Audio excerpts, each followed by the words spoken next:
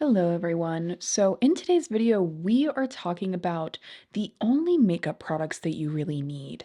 I get so many comments more and more that folks are overwhelmed by the amount of makeup on the market and the amount of makeup techniques out there. But I think the fact of the matter is that there is a basic routine that I think works consistently for a lot of people. And in today's video, we're going to talk about that routine. I'm going to give you product recommendations based on your lifestyle so that hopefully by the end of this video, you can have your routine down pat, simple, elegant, and great for every day. I think it's time we see what's in here. Now, you guys didn't think I was gonna let you off easy not talking about sunscreen. So technically, yes, this is a 6-step makeup routine, but I thought it would be really important to talk about finding a good sunscreen for you because a huge common complaint, some people don't know whether or not to use a matte primer, a hydrating primer. Do I use a hydrating primer over under sunscreen? If you have a good sunscreen that is offering you protection, hydration, and is not going to slip slide around on the face, that is all you need. Your SPF, a good formulated SPF, does wonders for a makeup routine. I did an entire video actually about this. Before we got into the makeup, I wanted to let you guys know that your first makeup step should be a beautiful sunscreen. Now, this is the one from Isan. It's a Japanese sunscreen, the Kiss Me Mommy SPF UV Aqua Milk. The reason I have loved this one for years is that one, it is affordable, two, it is incredibly lightweight, leaves behind no white cast, has no drying alcohols, sinks down immediately into the skin without feeling greasy, without feeling oily. That kind of shine that you see there goes down to a very skin-like finish. It never breaks me out, it never burns my eyes. It is absolutely exceptional. Now, for each makeup step, I am going to talk about different makeup products that I think would work particularly well. The other one I wanted to recommend to you all is a newer favorite from Haru Haru Wonder.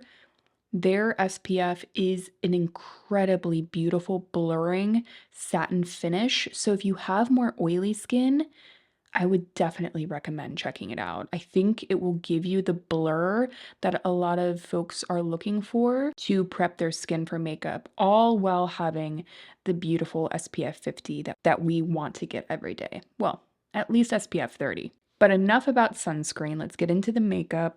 So the next makeup that I would have in my bag is concealer. Ironically, I am a huge foundation person. I love foundation. It is one of my favorite beauty steps ever. And I don't think that that's ever going to change. But I feel like I would be amiss if I didn't mention that you don't necessarily need a foundation. When you have a good concealer that works well all over the face, you can really customize your coverage. Now, for example, a longtime favorite on my channel has been the Kosas Revealer Concealer. I don't know if you guys can hear that. This one is like completely dried out. The reason that I love it is that it looks beautiful under the eyes, especially if you deal with dark, dry hollows. But not only that, for more textured, dry skin, this applies beautifully all over the face, and it wants to blend all over the face as a foundation kind of product.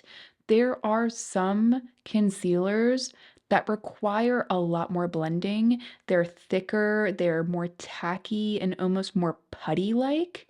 This is not that kind of product. I think when it comes to concealer, ease of use is huge. The concealers that want to work with your skin and blend are the ones that I have found consistently to be the easiest for everyone to use. And then because they're easier to use, they're going to look better. That's something that we don't talk about enough in makeup. Just because a formula might be really beautiful and high performing, if it's not easy to work with, there is a good chance that it's going to work for less people because application is application. But I did want to give you guys some other recommendations. When I say others, I actually have three here. Let's go ahead and first talk about the Merit Perfecting Complexion Stick. So this one is in the shade Cream. And I really like this shade for me personally. That little bit of yellow, I think, does a really good job of canceling out redness on me. You can see it's quite dirty and well loved.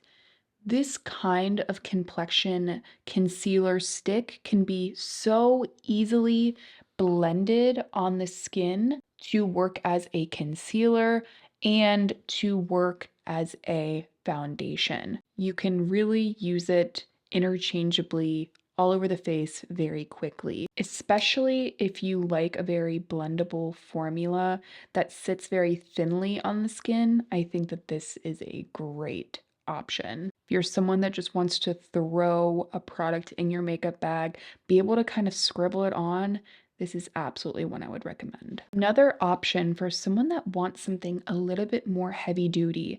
Let's say you have quite a few spots to cover, but you want a very perfected look quickly. I would go with the Forever Skin Correct from Dior. Now, this is the 1.5N shade.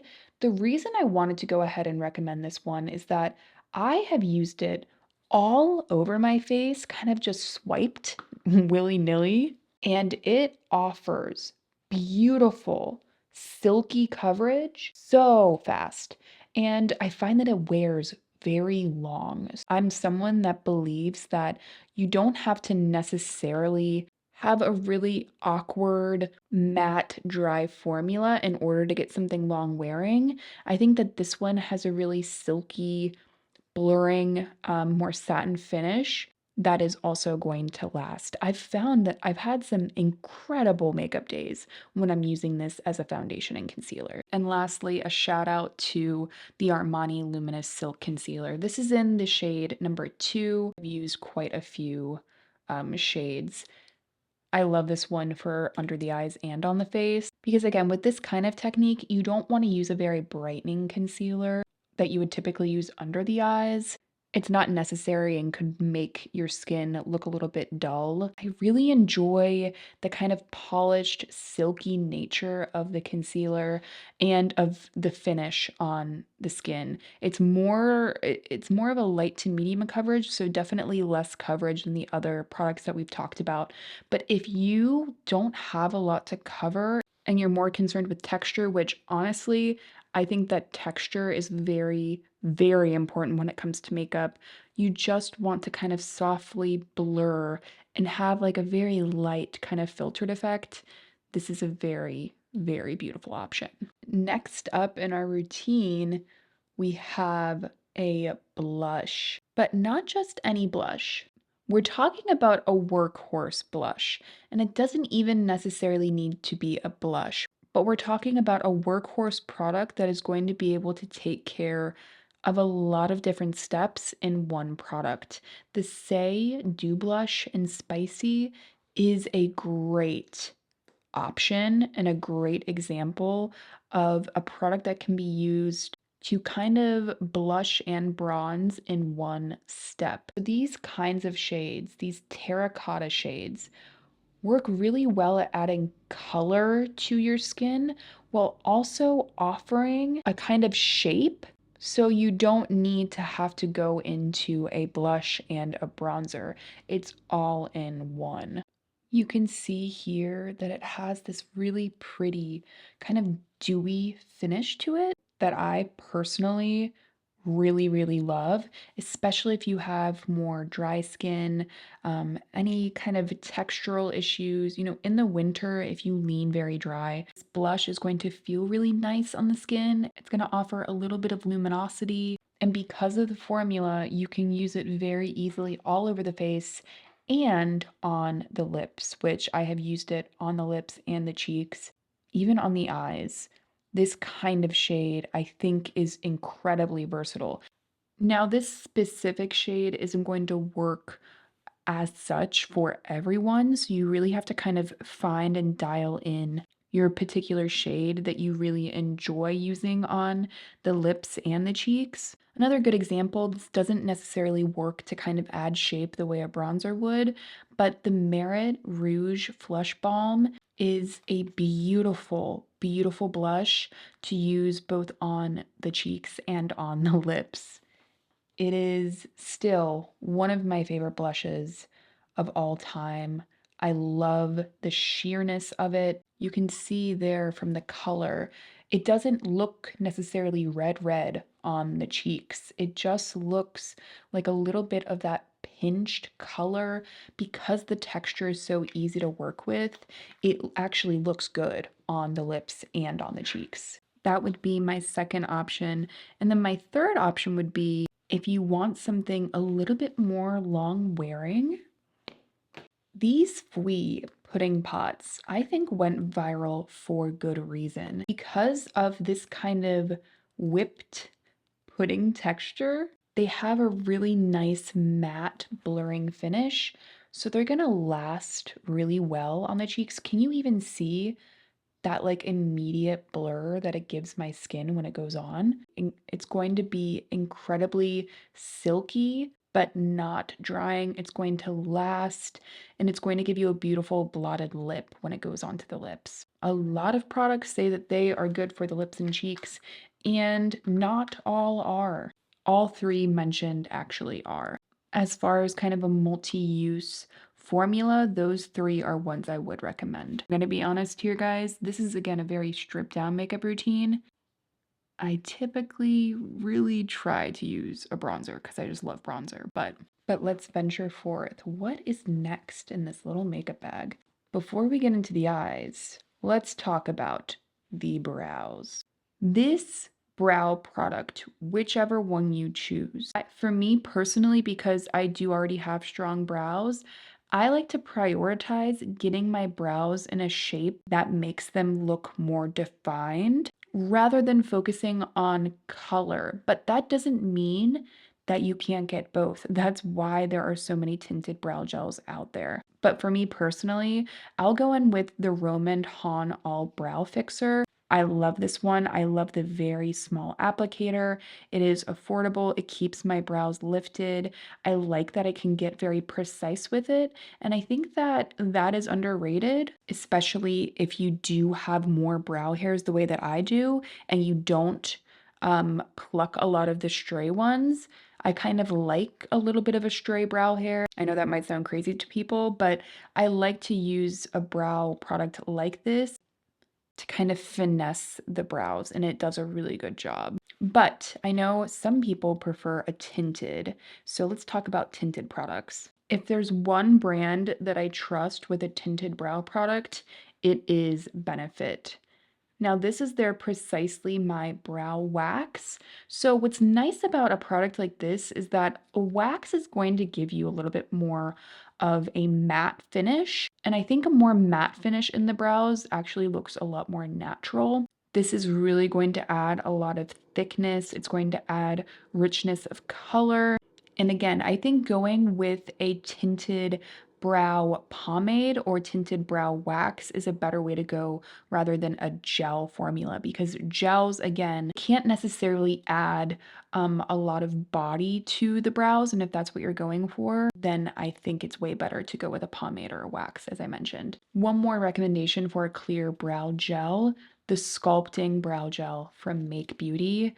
I also like the one that's in the red tube. That's like the extreme hold. Their brow gel is so intense. Like if you are someone that no matter what, your brows droop, I'm going to leave a link down below. It's incredible. My eyebrows, like I have the best eyebrow days when I'm using Make Beauty products. Next, we have an Amanda Channel fun favorite, a one and done eyeshadow. If you're not familiar with one and done eyeshadows, it is essentially a formula and a color that makes it look like you have an all-in-one eyeshadow look with just a single shade. Now, I do want to kind of acknowledge that this product And eyeshadow in general is probably the least essential product within this routine. And all of this is open to interpretation. And that ultimately is what makes a routine useful, is that you prioritize the steps that make you feel your best. Doing a one and done eyeshadow like Dior Beige Mitzah immediately takes my look to a really polished, perfected, kind of like, not that I'm a model, far from it, but it kind of has that model off duty kind of essence that I love. You don't need 15 eyeshadows to get a beautiful, defined, very subtle eye. It's like understated, but also perfect in every way. Dior Beige Mitzvah really is that eyeshadow. And I'm so glad they didn't discontinue it. I was really afraid that they would. But I do have one more option, and that is Rituel de Fille Half Light. I wanted to recommend this one for anyone that wants something without any shimmer at all, because this is way more of a satin shadow, and you can see the Dior is more metallic, but you're getting the same sort of effect with Half Light. It just brings this ultra silky look to the eyes. Again, it's that really pretty kind of understated, undone eye. And at the end of the day, when it comes to bringing attention to the eyes as a whole, I have found consistently that these kinds of shades, these like soft taupes, add a beautiful kind of shadow and definition without necessarily looking like a lot of makeup. And if you're watching this video, there's a good chance that you're just trying to do a quick routine. And this is very, very quick. Investing in good brushes is huge. My favorite brushes are hands down from BK. I love the A507 to do like both blush and bronzer. It's angled, which is really nice, so you can get a little bit more precision. Great for powders. I also love the A506 concealer brush. Beautiful for blending and like spot concealing. Or you could even go with, oh my gosh, I'm sorry, these brushes are so gross because I use them all the time. If you like to be a little bit more detailed, the 109 is also a great option. But if you have any questions about specific brushes, leave me a comment down below because I think I've tried almost every single BK brush at this point. I don't think that there's a dud in the entire line, honestly. And lastly, and certainly not least, we have mascara. Now, the reason we're not talking about lips and we're actually talking about mascara is that, listen, with a multi-use product, you can get a great bang for your buck to again put something on the lips and on the cheeks. Lashes can make a huge difference. For me, I'm going to go ahead and recommend the Make Waves mascara from Tower 28. And the reason being is that it's a very versatile mascara. You can build it up quite a bit, or you can also go for like one coat and have a very everyday look. And I think that versatility within the essential makeup products, especially if you're doing a very condensed makeup bag, is essential. It is really important. I'm not even going to recommend another mascara just because this is my perfect mascara. I love the intense length. My lashes are just straight up to the sky when I have this on. And again, I can use like 3 coats and I'm like, damn, my lashes look insane. Or I can just use one and it's just a really nice kind of soft, flirty look. Such a great formula. And these are my essential beauty products. So I hope that you guys enjoyed today's video. Leave me a comment down below with your makeup essentials, whether they're products, whether they're steps within your routine. I would love to hear what steps have made the biggest impact for you. And overall, I hope the video was helpful. If it was, make sure to subscribe, and I will see you guys in my next one.